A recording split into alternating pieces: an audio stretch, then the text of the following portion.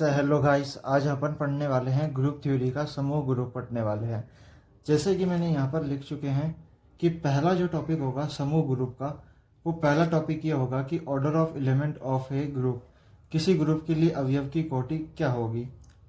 फिर आता है हमारा सेकंड पॉइंट, सर्किल ग्रुप, चक्रीय समूह कहते हैं इसको, हिंदी में कहते हैं चक्रीय समूह। इसके बाद हमारा सेकंड के बाद में थर्ड आता है हमारा कॉन्सेप्ट।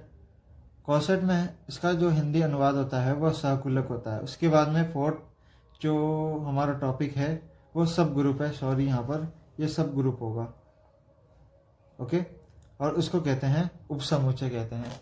तो इसी प्रकार से जो समूह ग्रुप होता है वो ये कहता है कि अगर आपका कोई भी एलिमेंट मान लीजिए कि वो ए क्यों ना हो, अगर मैं इसकी पावर को अगर 0 भी रखता हूँ तो उसकी जो होता है ना वो ई के बराबर होता है। जो ए की पावर 0 हो तो वो ई के बराबर होगा। ई का मतलब होता है तत्समक, क्या होगा, तत्समक होगा, ठीक है। इसी के साथ में अगर मैं ए की पावर को इनवर्स रख देता हूँ तो वो ए का क्या कहलाएगा, ए का वो इनवर्स कहलाएगा, इनवर्स अवयव कहलाएगा, अवयव होगा, ओके। इसी के साथ में अगर मैं ए का स्क्वायर रख देता हूँ माइनस स्क्वायर में, तो इसको हम इस प्रकार से भी लिख सकते हैं, A inverse into A inverse में लिख सकते हैं।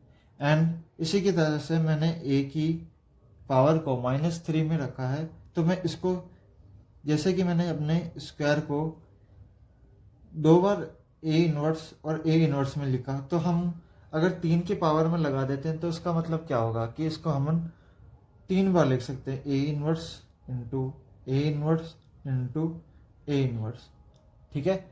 एंड एग्जाम्पल से एक बार समझते हैं। एग्जाम्पल ये कहता है कि अगर मैं इसको आर प्लस की फॉर्म में रखता हूँ तो ए जो मेरा 0 होगा वो क्या होगा, ए तत्समक होगा। जो अगर ए की जो पावर 0 हम रखूंगा तो वो किसके इक्वल होगा, ए के, यानी तत्समक के। अगर मैं ए का इन्वर्स रखता हूँ तो वो क्या होगा, -2। अच्छा, अगर मैं ए का -2 रखता हूँ पावर, तो उसको मैं ए इन्वर्स इंटू और 2 इन्वर्स लिख सकता हूँ। मतलब जैसे कि मैंने ए इन्वर्स और ए इन्वर्स लिखा था उसी तरह से मैं ए 2 इन्वर्स और 2 इन्वर्स रख सकता हूँ। इसी की तरह से अगर मैं सेकंड एग्जाम्पल की बात करूँ तो सेकंड में ये आती है कि जैसे कि अगर मैं जी बराबर, जैसे जी मान लो कि ये कोई एक ग्रुप है और उसी के अंदर मैं Z10 रखता हूँ और एक +10 की फॉर्म में रखता हूँ, और अपन को जो ए का जो मान होगा वो हमको रखना होगा 7, ठीक है। अगर मैं 7 की वैल्यू को पहले तो मैं 0 रखता हूँ, तो यहाँ पर तो हम जानते हैं कि 7 को 0 बार इंटू करेंगे तो वो 0 ही आएगा, और उसी के साथ में 7 को इन्वर्स 1 रखता हूँ तो 7 ही आएगा। अगर मैं 7 को 2 रखता हूँ तो 7 7 ही 49, पर 49 नहीं होगा, क्योंकि यहाँ पर ये कांस्टेंट ये कहता है कि जो Z है और वो 10 है। अगर मान लो कि अगर आपने 7 + 7 कर दिया तो वो 14 होगा, 7 + 7 बराबर क्या होगा, 14 होगा।